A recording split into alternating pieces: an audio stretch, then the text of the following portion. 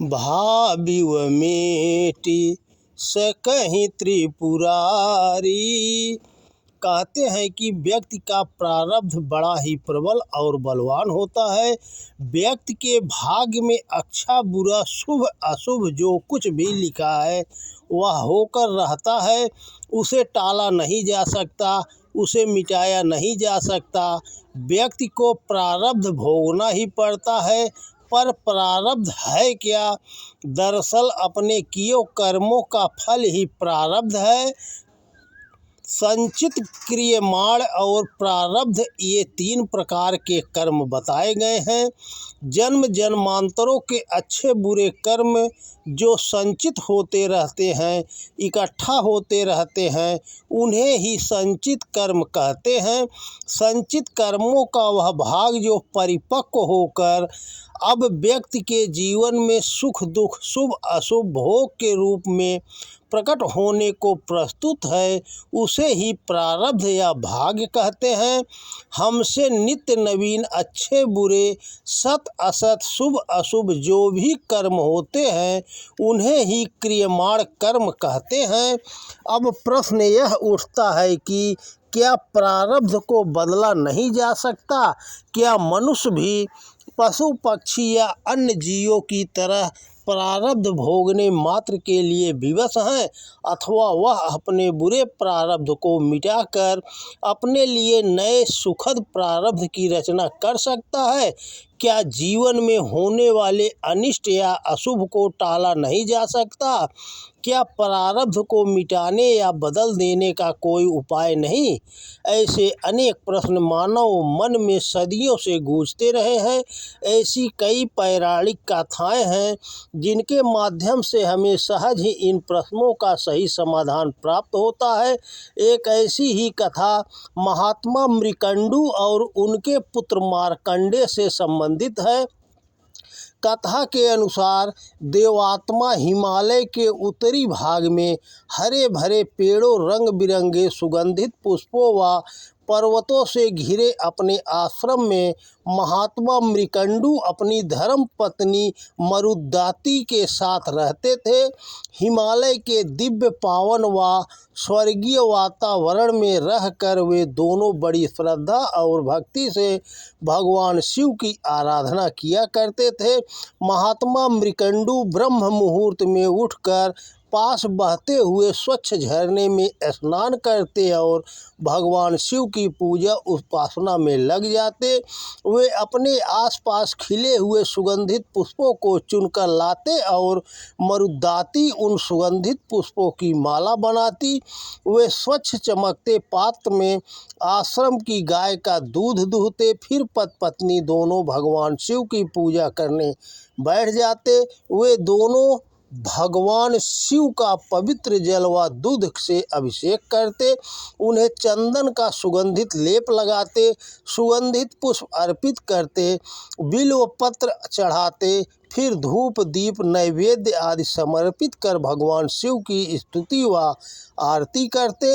इस प्रकार भगवान शिव की आराधना करते हुए बहुत समय बीत गया। मृकंडू और मरुदाती की आयु बढ़ने लगी और अब तक कोई संतान प्राप्त न होने के कारण वे दोनों चिंतित भी रहा करते थे। वे सोचते कि हमारे कोई पुत्र नहीं है, फिर बुढ़ापे में हमारी देखभाल कौन करेगा? हमारे बाद आश्रम में भगवान शिव की पूजा आराधना कौन करेगा? आश्रम की रक्षा कौन करेगा? उनकी चिंता इस बात को लेकर भी थी कि हमारे पुत्र नहीं होने पर देवताओं की पूजा भला कौन करेगा? उन दिनों जमीन जोत कर अन्न उपजाने को पृथ्वी की पूजा करना कहा जाता था।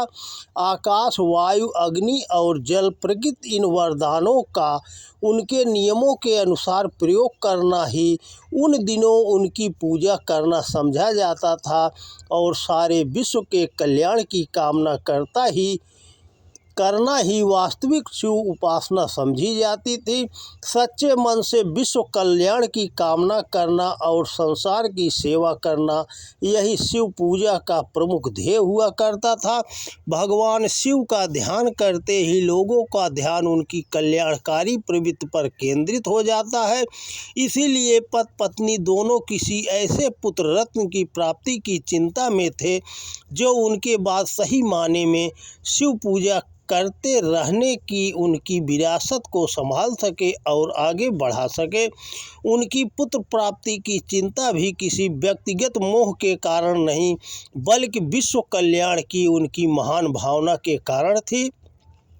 अंत में इसी भाव दशा में दोनों पति पत्नी एक दिन भगवान शिव का ध्यान करते हुए आश्रम के निकट बैठ गए और बोले, भोलेनाथ, अब हम यहाँ से तब तक नहीं उठेंगे जब तक आप हमारी इच्छा पूरी नहीं कर देते। इस प्रकार बहुत समय बीत गया पर उनका दृढ़ संकल्प नहीं टूटा। आखिरकार महात्मा मृकंडू और उनकी पत्नी की तप साधना में आशुतोष भगवान भोलेनाथ प्रसन्न हुए। भक्त की जिद के समक्ष भगवान आशुतोष विवश हुए और एक दिन ब्रह्म मुहूर्त में जब पति पत्नी ध्यान मग्न बैठे थे, तभी अचानक भगवान शिव प्रकट हुए। भस्मांकित मुस्कुराता चेहरा, भाल पर चमकता चंद्रमा, नेत्रों से झरना ज्योति कण प्रकाशवान नीला कंठ और हाथ में त्रिशूल। भगवान के इस दिव्य स्वरूप को देखकर दोनों पति पत्नी अभिभूत हो गए। आनंदातिरेक में उनके रोम रोम पुलकित हो उठे। आंखों से आनंद के भाव अश्रु बनकर बहने लगे और वे दोनों निःशब्द हो भगवान शिव को अपलक देखते रहे। अधरों में पर मधुर मुस्कान लिए भगवान भोले, मांगो वत्स, क्या मांगते हो? भगवान हमें पुत्र की प्राप्ति हो, वे बोले। भगवान शिव मुस्कुराए और बोले, कैसा पुत्र चाहिए वत्स? गुणवान परंतु कम आयु वाला, अथवा गुणहीन और बहुत दिन जीने वाला? तब मरुद्वाती ने अपने पति महात्मा मृकंडू की ओर देखा और फिर कहा, भगवान हमें गुणवान पुत्र चाहिए, चाहे वह कम दिनों तक ही जीवित रहे। एवमस्तु कहकर भगवान शिव मेघमंडल में बिजली के समान अंतर्धान हो गए। समय आने पर मृकंडू दंपत्ति के यहाँ पुत्र उत्पन्न हुआ। नाम रखा गया मार्कंडेय। यह नाम हो भी क्यों ना, मृकंडू का पितृ मार्कंडेय ही तो कहलाएगा। मार्कंडेय 5 वर्ष के हो चले थे और उनके पिता ने उन्हें शिक्षा संस्कार देना शुरू किया। पुत्र मार्कंडेय, तुम हमेशा सच बोलना, प्रकृति के जीवों से मेल मिलाप से रहना, उन्हें बिना कारण कष्ट मत पहुंचाना, कर्तव्य पथ से कभी न हटना। भगवान शिव की कृपा से हमने तुम्हें पाया है। उनके कहे अनुसार तुम्हारी आयु अधिक नहीं होगी, परंतु यदि तुम परिश्रम करोगे तो सब गुण तुम में वास करेंगे। माता मरुद्वाती भी नित्य प्रति पुत्र को आश्रम सेवा का कर्म सिखाती, पेड़ पौधों की देखभाल, पृथ्वी से अन्न का उत्पादन, भोजन तैयार करने की कला, अपना काम स्वयं करने की आदत, आश्रम की सफाई व सुरक्षा, दूसरों की सेवा सहायता और सबके कल्याण की भावना के साथ भगवान शिव की पूजा आराधना अपने पुत्र को सदैव सिखाया करती। मार्कंडेय भी अपने माता पिता के कहे अनुसार ही जीवन जीने लगे। अब मार्कंडेय 12 वर्ष के हो चले थे। उनकी तीव्र इच्छा थी कि वे ऋषि अगस्त से विद्या प्राप्त करें। उन दिनों दक्षिण में ऋषि अगस्त का बहुत नाम था। दक्षिण पहुंचकर मार्कंडेय ने सबसे पहले एक सुंदर नीले रंग का पत्थर ढूंढा और बड़े प्रेम परिश्रम से उसे चिकना बनाकर उसे शिवलिंग के रूप में तैयार कर उसे स्थापित किया। फिर वे प्रतिदिन नियम पूर्वक भगवान शिव की पूजा उपासना करने लगे। शिव मंदिर की सफाई, भगवान शिव को अर्पित करने को दुग्ध, बिल्वपत्र लाना, मंदार के पुष्प की माला बनाना, फिर स्नान कर भगवान शिव को अर्पित कर देना, यह उनका नित्य कर्म बन गया। वे अगस्त ऋषि की पाठशाला में भी जाते और वहाँ भी मन लगाकर अपना काम करते। आश्रम में दूर दूर से आए हुए विद्यार्थियों के बीच रहना उन्हें बहुत भाता। एक बार सप्तऋषि वहाँ पधारे। मार्कंडे ने बड़ी श्रद्धा और भक्ति से सप्तऋषियों की सेवा की। मरीचि, अत्रि, अंगिरस, पुलस्त्य, पुलह, क्रतु और वशिष्ठ, ये सातों ऋषि उनकी सेवा से बड़े प्रसन्न हुए। यद्यपि उन सप्त ऋषियों का अस्थायी निवास आकाश के उत्तरी भाग में मानसरोवर के ठीक ऊपर ध्रुवतारे के पास है, पर वे कुछ दिनों तक दक्षिण में ही रहे। अंत में जब वे सप्त ऋषि वहाँ से जाने लगे, तब एक एक कर उन सातों ऋषियों ने मार्कंडे को आशीर्वाद दिया। जब सबसे अंत में गुरु वशिष्ठ के मुँह से पुत्र मार्कंडे दीर्घायु हो, ये शब्द निकले तो अचानक ऋषि वशिष्ठ की दृष्टि मार्कंडे के ललाट पर पड़ गई।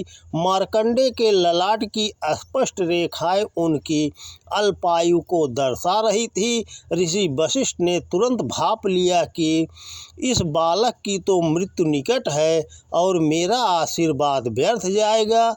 यह देखकर सातों ऋषि बड़े सोच में पड़ गए। वे मार्कंडे की सेवाओं से इतने प्रसन्न थे कि किसी प्रकार भी उनकी मृत्यु नहीं चाहते थे। वे सभी सप्तऋषि तुरंत ब्रह्मा जी के पास गए और उनसे बालक मार्कंडे को दीर्घायु बनाने की प्रार्थना करने लगे। सप्तऋषियों की बातें सुनकर ब्रह्मा जी मुस्कुराए और बोले, आप लोग चिंता न करें, यह बालक तो भगवान शिव का उपासक है। भगवान शिव क्या अपने भक्त को छोड़ देंगे? उनका भक्त कभी कष्ट नहीं उठाता। सप्तऋषि आश्वस्त होकर लौटे। इधर दक्षिण में प्रवास करते हुए और अगस्त मुनि से शिक्षा ग्रहण करते हुए 4 वर्ष बीत गए थे तथा मार्कंडे अब 16 वर्ष के हो चले थे और उनकी जन्म कुंडली के अनुसार उनकी आयु मात्र 16 वर्ष की ही थी। मृत्यु के देवता यम मार्कंडे के प्राण हरण करने को उनके पास आए, पर मार्कंडे तो उस समय अपने आराध्य अपने इष्ट देव भगवान शिव की पूजा में मग्न थे। मार्कंडे ने यम से थोड़ा ठहर जाने को कहा ताकि वे भगवान शिव की पूजा पूरी कर सके। बालक की बात सुनकर यम बहुत जोर से हंसे और बोले, बालक, मृत्यु कभी भी किसी के लिए ठहरती नहीं। तुम्हारी आयु पूर्ण हो चुकी है, तुम्हें अब मृत्यु को प्राप्त करना ही होगा। यम की जिद देकर बालक मार्कंडे तुरंत शिवलिंग से लिपट गए। अपनी लंबी बलिष्ठ बाहों से उन्होंने भगवान शिव को अपनी छाती से लगा लिया। उन्हें ऐसा लगा कि समस्त पृथ्वी का और उनका अपना कल्याण भी उस समय उनके शिवलिंग से लिपटे रहने पर ही निर्भर है। उन्होंने सोच लिया कि चाहे जो हो जाए पर वे शिवलिंग को नहीं छोड़ेंगे। उधर यम उनके प्राण लेने को फिर आगे बढ़े और उनके प्राण लेने लगे। फलस्वरूप बालक मार्कंडे का गला रूंधने लगा। वे चिल्लाए, हे भगवान, हे भोलेनाथ, हे देवों के देव महादेव, हे आशुतोष, आप मेरी रक्षा करें। अपने भक्त की आकुल प्रार्थना को सर्वत्र सर्वव्यापी भगवान भोलेनाथ भी भला कैसे अनसुनी कर सकते थे। तभी अचानक ऐसा हुआ कि शिवलिंग बालक मार्कंडे के हाथ से छूट गया और भगवान शिव प्रकट हो गए।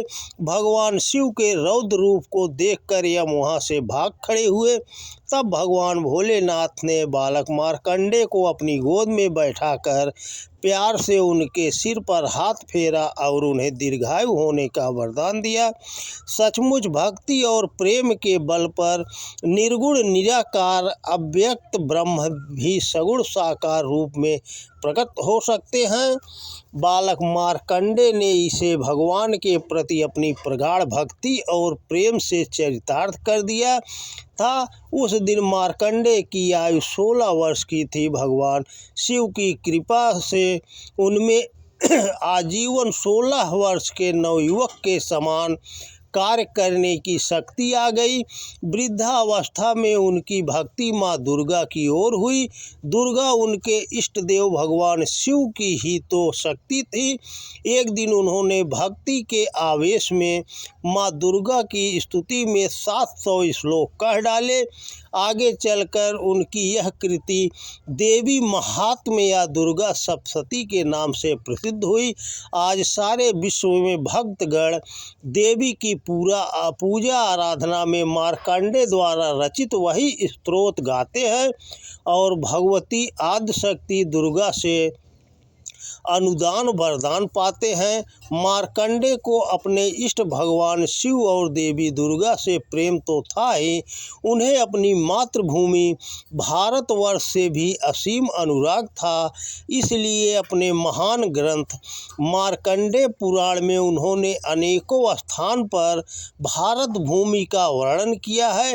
भारतवर्ष की नदियों और पर्वतों की स्तुति गाई है। आगे चलकर मार्कंडेय ऋषि मार्कंडेय के रूप में सुविख्यात हुए। इस प्रकार इस कथा के माध्यम से हम देखते हैं कि महात्मा मृकंडू और मरुदाती के भाग्य में संतान सुख नहीं लिखा था।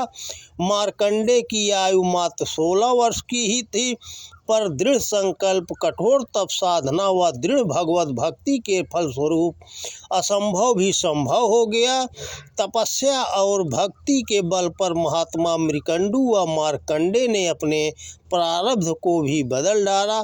सचमुच दृढ़ संकल्प, कठोर तपस्या व भगवत भक्ति के बल पर प्रारब्ध को भी बदला जा सकता है। मनुष्य पशुगत प्रारब्ध भोग को भोगने के लिए विवश नहीं है। यदि मनुष्य प्रारब्ध भोगने मात्र के लिए विवश होता तो मनुष्य योनि को भी भोग योनि कहा जाता, कर्म योनि नहीं। कर्म से निःसंदेह भाग को बदला जा सकता है, दुर्भाग्य को सौभाग्य में बदला जा सकता है। तपस्या व शिव आराधना के बल पर प्रारब्धवश भाग्यवश घटने वाली किसी अप्रिय घटना को भी टाला जा सकता है। सचमुच प्रचंड तपस्या व अटल शिव आराधना से भाग्य भी बदल सकता है, प्रारब्ध भी मिट सकता है। तभी तो मानसकार ने भी श्री रामचरितमानस में देवर्षि नारद के श्री मुख से यह कहलवाया है, कह मुनीष हिमवंत सुने जो विधि लिखा लीलार, देव धनुज नर नाग मुने को न मेट निहार। तद्यपि एक मैं कहूँ उपाई, होई करे जो दैव सहाई, जथ बरु मैं बरनेउ तुम पाही, मिलिहि उमहि तस संशय नाही। शंभु सहज समरथ भगवाना, एहि विवाह सब विधि कल्याणा, दुराध्य पै अहि महेशु, आशुतोष पुन किए कलेशु, जो तप करे कुमारी तुम्हारी, भाव्यो मेट सकहि त्रिपुरारी, वरदायक प्रणतारति भंजन, कृपा सिंधु सेवक मन रंजन, इच्छित फल बिन शिव अवराधे, लहैन कोटि जोग जब साधे। अर्थात देवर्षि नारद माता पार्वती के पिता के पास पहुँचे और बोले, हे हिमवान सुनो, विधाता ने कर्मों के आधार पर किसी के ललाट पर जो कुछ लिख दिया है उसको देवता, दानव, मनुष्य, नाग और मुनि कोई भी नहीं मिटा सकते। पर तो भी मैं एक उपाय बताता हूँ, यदि देव सहायता करे तो वह सिद्ध हो सकता है और भाग्य में लिखा भी बदला जा सकता है, प्रारब्ध भी मिट सकता है। तुम्हारी पुत्री उमा को वर तो निसंदेह वैसा ही मिलेगा जैसा मैंने तुम्हारे सामने वर्णन किया है। हे हिमवान, भगवान शिव सहज ही समर्थ हैं, क्योंकि वे भगवान हैं। इसलिए इस विवाह में सब प्रकार कल्याण है। हाँ, महादेव की आराधना बड़ी कठिन है, पर फिर भी तप करने से वे बहुत जल्द संतुष्ट हो जाते हैं, प्रसन्न हो जाते हैं। अस्तु, यदि तुम्हारी कन्या तप करे तो त्रिपुरारी महादेव उसके होनहार को भी मिटा सकते हैं। भगवान शिव वर देने, शरणागतों के दुखों का नाश करने वाले, कृपा के समुद्र और सेवकों के मन को प्रसन्न करने वाले भगवान शिव की आराधना किए बिना करोड़ों योग और जप करने पर भी वांछित फल नहीं मिलता। इस प्रकार शिव आराधना का उपदेश कर देवर्षि नारद वहाँ से विदा हुए। अतः यह स्पष्ट है कि तपस्या व भगवत भजन से हम संचित क्रियमाण और प्रारब्ध इन तीनों कर्मों को भस्मीभूत कर सकते हैं। हम न सिर्फ अपने भाग्य अथवा प्रारब्ध को बदल सकते हैं, बल्कि हम मोक्ष व भगवत प्राप्ति भी कर सकते हैं। दुर्भाग्य को सौभाग्य में बदलने, प्रारब्ध को मिटाने व भगवत कृपा और भगवत दर्शन के लिए तपस्या, भगवत आराधना बड़ा ही प्रभावशाली साधन है। साधना है, उपासना है, आराधना है। शिव आराधना का अपने जीवन में प्रयोग कर हम भी निःसंदेह निहाल हो सकते हैं। तो दोस्तों नमस्कार। वीडियो पसंद आए तो ज़्यादा से ज़्यादा शेयर करें। दोस्तों नमस्कार। जय हिंद, जय भारत।